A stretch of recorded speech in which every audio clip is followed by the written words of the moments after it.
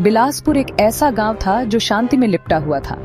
छत्तीसगढ़ में गहरा छिपा हुआ था।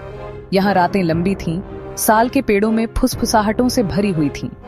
हर दरवाजे पर ये शब्द थे, ओ स्त्री कल अन्ना, ओ औरत कल आना। यह एक अभिवादन नहीं था, बल्कि एक बेचैन आत्मा से बचाव था। डर मानसून के बादलों की तरह घना था। सूर्यास्त पर दरवाजे बंद हो जाते, खिड़कियां बंद हो जाती और गलियां खाली हो जाती। गांव वाले स्त्री के बारे में फुसफुसाते थे, एक भूतिया औरत जो अपनी खोई हुई चीजों की तलाश में थी। बच्चों ने अपनी गिनती सीखने से पहले उसकी कहानी सीखी, उसकी रोती हुई आंखों और बहते बालों की कहानियों के साथ बड़े हुए। लिखा हुआ वाक्य उनका एकमात्र बचाव था, आत्मा को यह कहकर धोखा देना कि वह कल चली जाए और वापस आ जाए, एक ऐसा कल जो कभी नहीं आया। यह अनुष्ठान उनके जीवन को परिभाषित करता था। त्योहार शांत थे, शादियां जल्दी होती थीं, अंधेरा होने के बाद हंसी मजाक कम होता था। लाल पेंट एक लगातार अनदेखे खतरे की याद दिलाता था।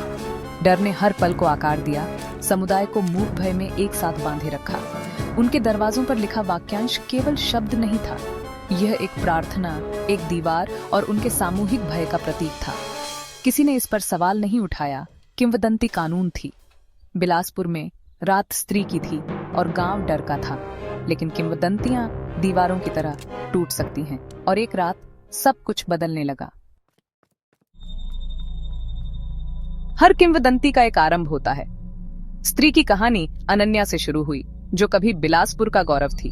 उसने बहुत प्यार किया, लेकिन जिस आदमी पर उसे सबसे ज्यादा भरोसा था, उसी ने उसे धोखा दिया।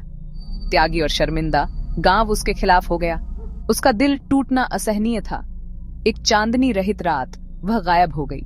कुछ ने कहा कि वह जंगल में भाग गई, दूसरों ने फुसफुसाया कि वह पुराने बरगद के पेड़ के पास मर गई।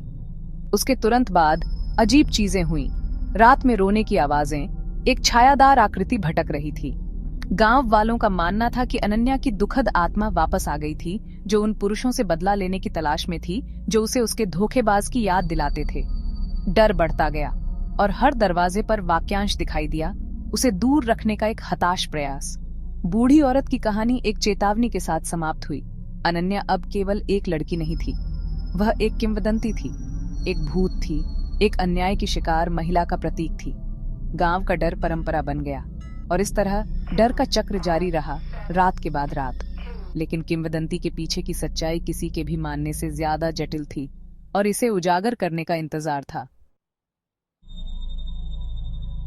बिलासपुर की भूतिया रातों की खबर अर्जुन तक पहुंची, जो शहर से एक संशयवादी पत्रकार था। वह तथ्यों पर विश्वास करता था, भूतों पर नहीं, और डर के पीछे की सच्चाई को उजागर करने के लिए निकल पड़ा। बिलासपुर पहुंचकर उसने हर दरवाजे पर लाल अक्षर देखे और हवा में तनाव महसूस किया। गांव वाले उसके सवालों से बचते थे, आत्मा को नाराज करने से डरते थे। फिर भी अर्जुन लगा रहा, दुख और धोखे की कहानियों को सुनता रहा, हमेशा अनन्या की ओर लौटता रहा। उसने सब कुछ दर्ज किया, एक तार्किक स्पष्टीकरण की तलाश में, लेकिन उनकी आंखों में डर वास्तविक था। यह समझने के लिए अर्जुन ने खुद रात का सामना करने का फैसला किया। उसने अपना दरवाजा बिना निशान के छोड़ दिया, गांव के अनुष्ठान को अस्वीकार कर दिया। वह भूत को देखना चाहता था, किंवदंती का सामना करना चाहता था। अर्जुन के लिए सच्चाई किसी भी जोखिम के लायक थी। जैसे ही अंधेरा गिरा, वह इंतजार करता रहा, अकेला, असुरक्षित और दृढ़। असली कहानी वह जानता था, छाया में छिपी हुई थी। बिलासपुर में रात पूर्ण थी, शांत, तनावपूर्ण और अपेक्षा से भरी हुई। अर्जुन अपनी खुली खिड़की के पास बैठा था, हर आवाज डर से बढ़ रही थी। फिर एक नरम रोना अंधेरे में तैरने लगा, करीब आता गया।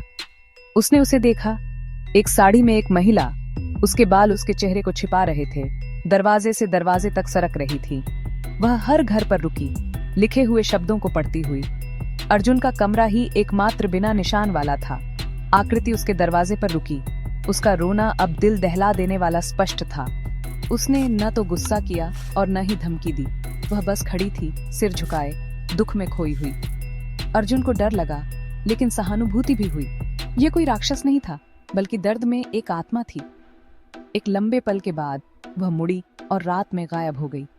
अर्जुन हिल गया था, उसकी उम्मीदें टूट गई थीं। मुठभेड़ ने एक नया सवाल उठाया, भूत वास्तव में क्या चाहता था?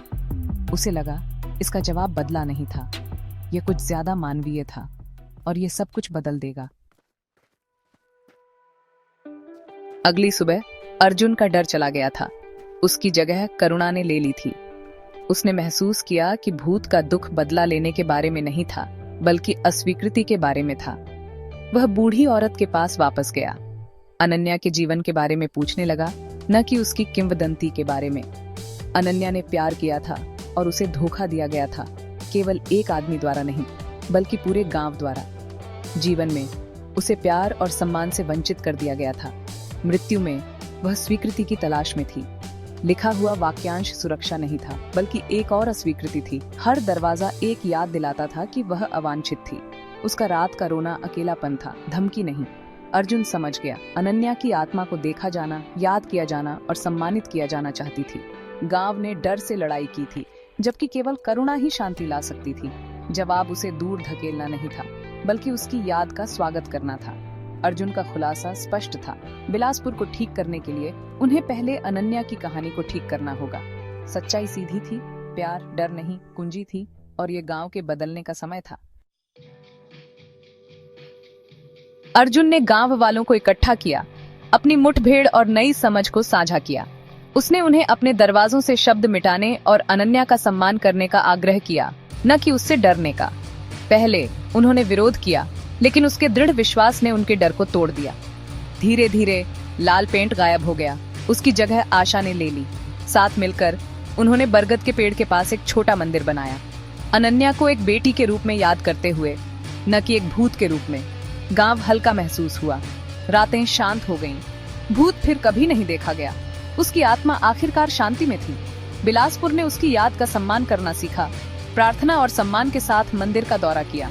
वाक्यांश स्त्री कल अन्ना एक याद दिलाता बन गया, आतंक का नहीं बल्कि करुणा की शक्ति का। स्त्री की किंवदंती बदल गई थी, डर ने उपचार को रास्ता दिया। गांव आखिरकार आजाद था और बिलासपुर में प्यार सबसे मजबूत दीवार बन गया। स्त्री की कहानी अब एक चेतावनी नहीं थी, बल्कि एक सबक था। केवल करुणा ही डर के चक्र को तोड़ सकती है।